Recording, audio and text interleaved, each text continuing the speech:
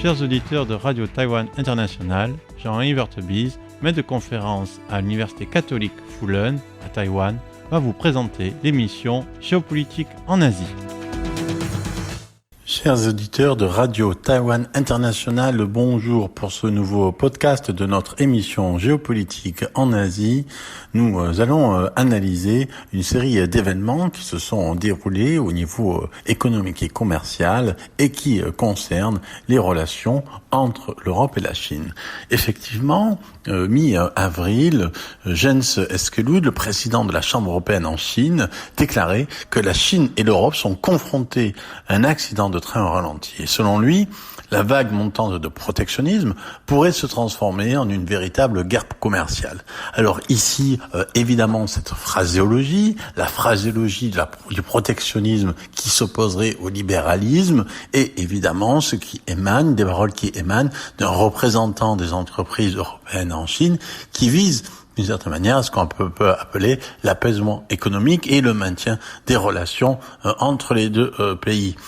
Mais en réalité, ce qui se joue dans les relations commerciales entre l'Europe et la Chine, ça dépasse la dialectique un peu sommaire du protectionnisme, de l'Europe qui se protégerait, et du libéralisme, et simplement de l'ouverture au marché étranger, puisque on sait que le jeu du commerce, le commerce équitable, le commerce libre et non faussé, suppose un certain nombre de règles qui sont notamment celles inscrites dans l'OMC. On sait que la Chine, depuis 2001, fait partie de l'OMC, mais que elle n'a pas encore véritablement mis en pratique toutes les règles qui sont liées à son statut de membre de l'OMC.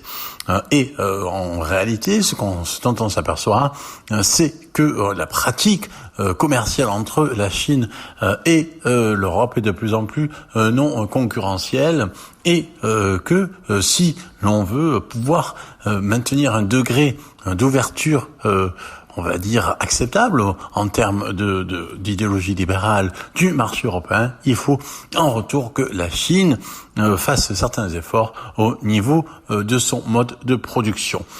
Et c'est évidemment ce dont il est question en ce moment, et parce qu'on sait que l'Union européenne a lancé plusieurs enquêtes pour déterminer, dans plusieurs domaines, si les fabricants chinois faisaient du dumping sur son marché, sur le marché européen, de produits subventionnés. C'est-à-dire des produits subventionnés par l'État chinois et qui, comme tels, échappent au jeu du marché, échappent à la régulation commerciale normale entre pays membres de l'OMC. Alors, l'Union européenne a lancé plusieurs enquêtes sur différents domaines. On rappelle ici, quelques rappels, en septembre 2023, l'Union européenne avait ouvert une enquête sur le soutien de l'État chinois aux constructeurs de véhicules électriques. C'est quelque chose qui remontait déjà, mais qui refait surface aujourd'hui. On va essayer d'expliquer pourquoi. Ces constructeurs de véhicules électriques chinois, ils sont très connus, notamment BYD, donc BYD en anglais, qui en fait vise à concurrencer Tesla, donc le grand constructeur américain du patron Elon Musk, et ces constructeurs électriques de véhicules électriques, leurs importations a monté en flèche en Europe et dans le monde, et ça fait craindre évidemment pour l'avenir des constructeurs automobiles européens qui sont extrêmement fragiles, et surtout les constructeurs automobiles français, puisque les constructeurs automobiles allemands, eux, sont des zones notre logique, puisque les constructeurs automobiles allemands profitent à plein de leur présence en Chine pour continuer à vendre malgré tout en masse leurs véhicules, donc BMW, Volkswagen, etc. Alors pour être plus précis, l'Europe impose un droit de douane de 10% déjà sur les voitures importées de Chine. Alors on peut trouver que c'est beaucoup, et en réalité c'est assez peu, puisqu'il faut savoir que ces droits de douane, ils s'élèvent à 27,5% aux États-Unis. Autrement dit, les droits de douane des véhicules pour être vendus aux États-Unis venant de Chine, sur ceux-ci, on impose un tarif, comment dire en anglais, un droit de douane de 27,5%.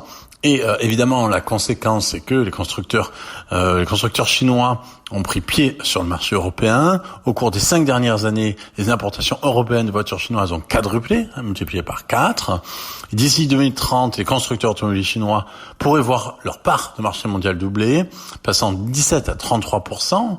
C'est-à-dire qu'ici, la Chine, en fait, et les constructeurs chinois, et notamment donc de voitures électriques, seraient d'une certaine manière le nouveau Toyota, donc BYD, BYD, le plus grand fabricant de chinois de véhicules électriques, prévoit d'augmenter ses ventes à l'étranger. C'est ce qu'il a annoncé dans ses prospects, à 250 000 véhicules en 2023 contre 55 000 en 2022.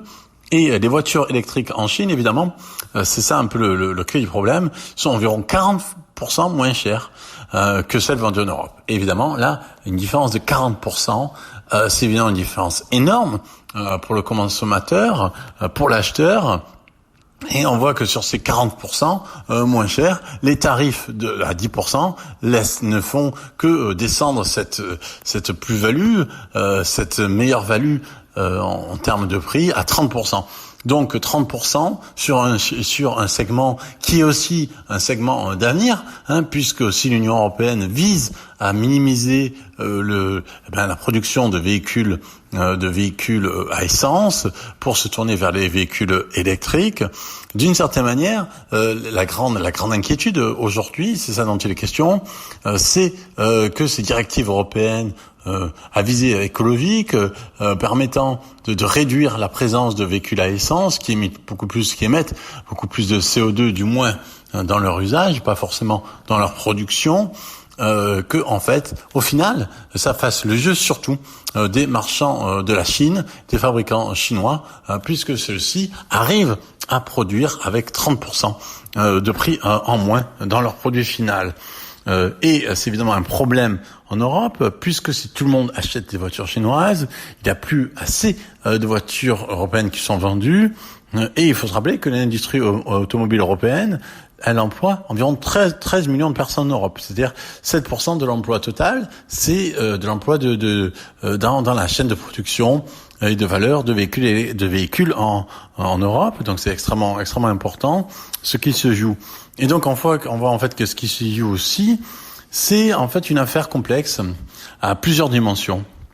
Il y a donc d'un côté, il y a la nécessité pour affronter le changement climatique d'avoir des dispositifs techniques les meilleurs, indépendamment de l'origine de production, et donc d'une certaine manière, on ne devrait pas s'inquiéter forcément de ces véhicules chinois à bas prix.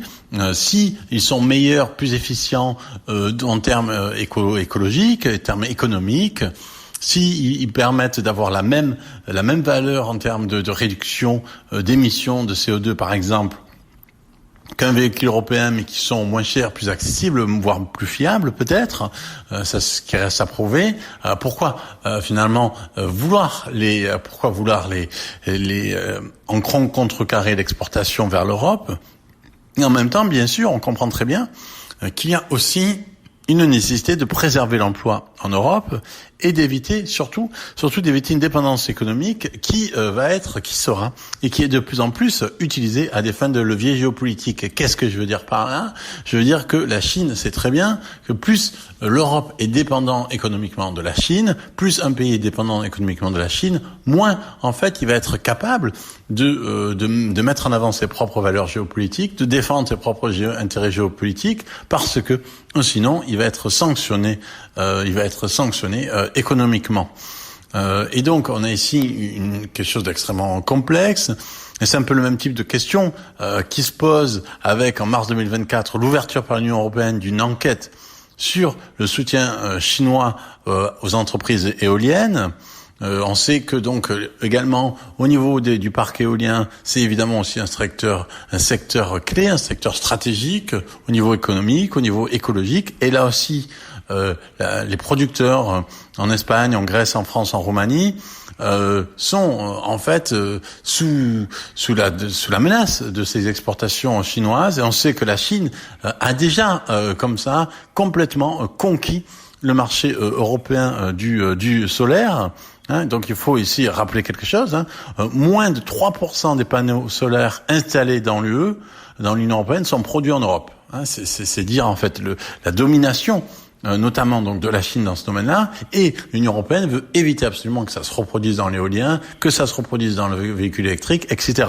3% de panneaux solaires installés dans l'UE produits par l'Europe, c'est une défaite, on va dire, totale, quelle que soit la valeur écologique de ce produit-là, une défaite totale du point de vue de l'Union européenne, du point de vue de sa souveraineté économique, du point de vue aussi de sa souveraineté technologique, et c'est quelque chose qui évidemment aujourd'hui est au centre des discussions. Rappelons que l'excédent commercial de biens de la Chine approche désormais des 1000 milliards de dollars, et aujourd'hui toute la difficulté, c'est qu'il y a une sorte de guerre commerciale qui est liée à la surabondance de produits chinois sur le marché, qui vient du fait que aujourd'hui le marché chinois est déprimé à l'intérieur par plusieurs facteurs, et notamment, comme on sait, la crise immobilière et la déflation fait que finalement le seul moteur de croissance pour la Chine, c'est